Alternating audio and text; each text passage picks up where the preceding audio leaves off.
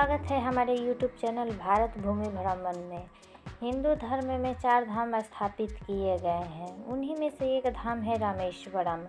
रामेश्वरम के बारे में कहा जाता है कि राम जब लंका पर चढ़ाई करने जा रहे थे तो विजय प्राप्त करने के लिए समुद्र के किनारे शिवलिंग बनाए थे रेत से और शिव की आराधना की, और आराधना से प्रसन्न होकर शिव जी ने राम जी को विजयश्री का आशीर्वाद दिया।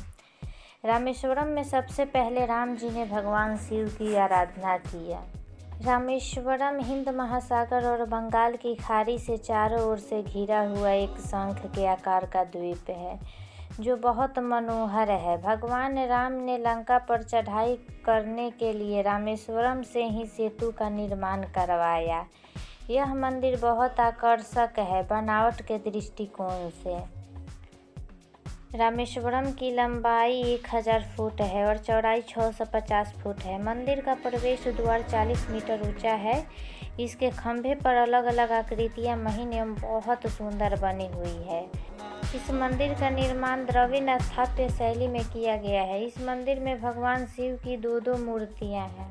जब भगवान विष्णु के 7वें अवतार राम जी रावण के विनाश करके अपनी धर्मपत्नी सीता जी के साथ आ रहे थे, तब उन पर ब्रह्म हत्या का पाप लगा।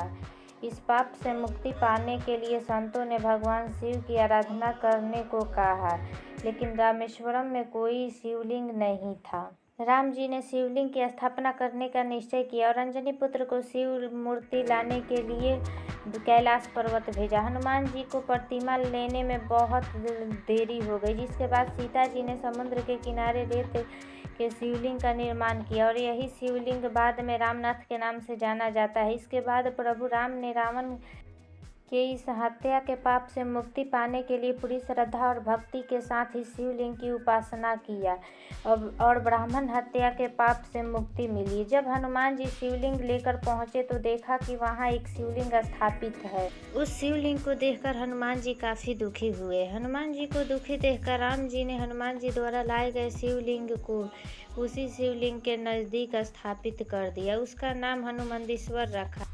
यह मंदिर प्राचीन से ही रामनाथ और रामेश्वरम द्वीप के नाम से बहुत प्रचलित है।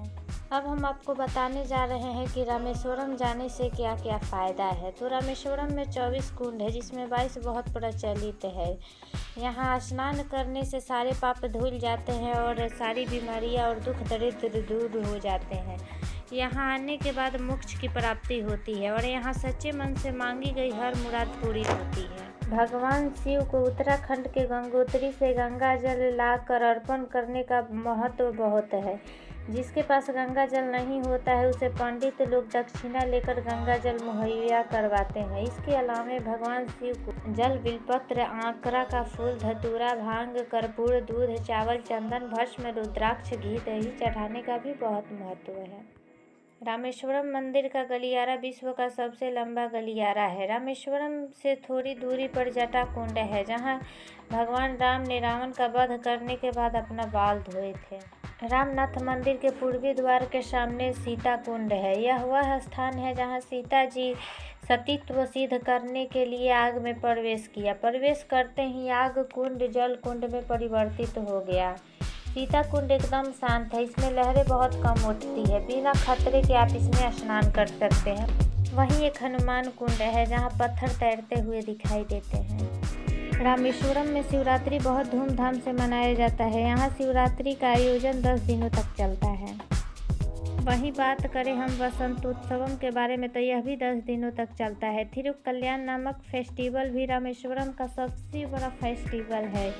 यह लगभग 17 दिनों तक चलता है। यहाँ समुद्री जीवों से निर्मित सामान जैसे शंख, घोंघे और सीप बहुत सस्ते और सुंदर मिलते हैं, जिससे आप अपने घर को भी सजा सकते हैं।